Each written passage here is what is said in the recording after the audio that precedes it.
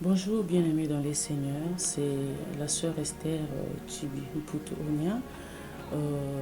Aujourd'hui nous allons partager d'un verset très important dans la vie d'un chrétien et nous allons parler de la foi. Nous allons lire dans le livre d'Hébreux 11 au premier verset jusqu'au troisième et nous sauterons pour lire le verset 6. Or la foi est une ferme assurance des choses qu'on espère, une démonstration de celles qu'on ne voit pas. Pour l'avoir possédé, les anciens ont obtenu un témoignage favorable. C'est par la foi que nous reconnaissons que le monde a été formé par la parole de Dieu, en sorte que ce qu'on voit n'a pas été fait de choses visibles. Alors, au verset 6e, on nous dit « Or, sans la foi, il est impossible de lui être agréable, car il faut que celui qui s'approche de Dieu croit que Dieu existe et qu'il est le rémunérateur de ceux qui le cherchent. » Amen, amen. On ne vous prendra pas beaucoup de temps, ce n'est qu'une petite exhortation, mais je vous prie de me donner vos oreilles, vos cœurs et vos esprits afin que le Seigneur puisse parler au travers de nous. On nous dit que la foi est une ferme assurance. La foi n'est qu'une ferme assurance des choses qu'on espère. Tout ce qu'on espère, on peut l'avoir avec la foi.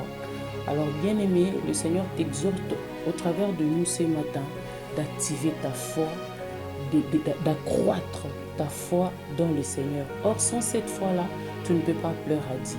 Pourquoi on ne peut pas pleurer à Dieu sans la foi? C'est parce que le Seigneur est esprit. Quand tu t'approches de lui, tu dois croire que ce Dieu-là existe et qu'il est le rémunérateur de toi qui viens le chercher, de toi qui t'approche dans sa présence. Bien-aimés dans le Seigneur, on nous dit encore dans ce même livre qu'à cause de la foi, les anciens ont obtenu un témoignage. Le témoignage est un mot qui est simplement lié à la foi. Or, la foi, c'est Dieu. Or, la foi, c'est la parole de Dieu.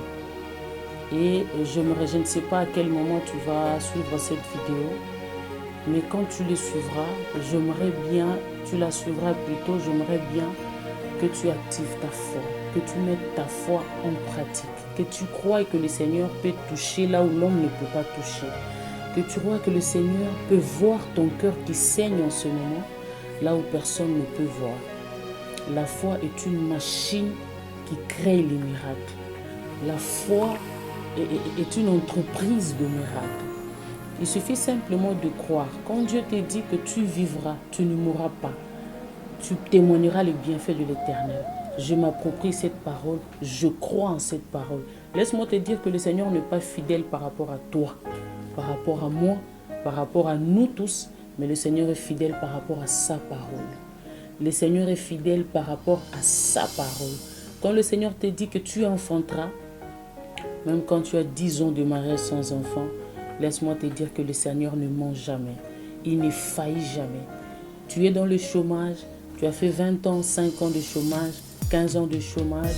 Le Seigneur te dit que demain je te donne un travail à ces mêmes heures. Crois à l'Éternel car il est capable. Et tout ce qui sort de la bouche de l'Éternel, c'est possible. Il est capable de l'accomplir car c'est lui-même l'auteur de miracles.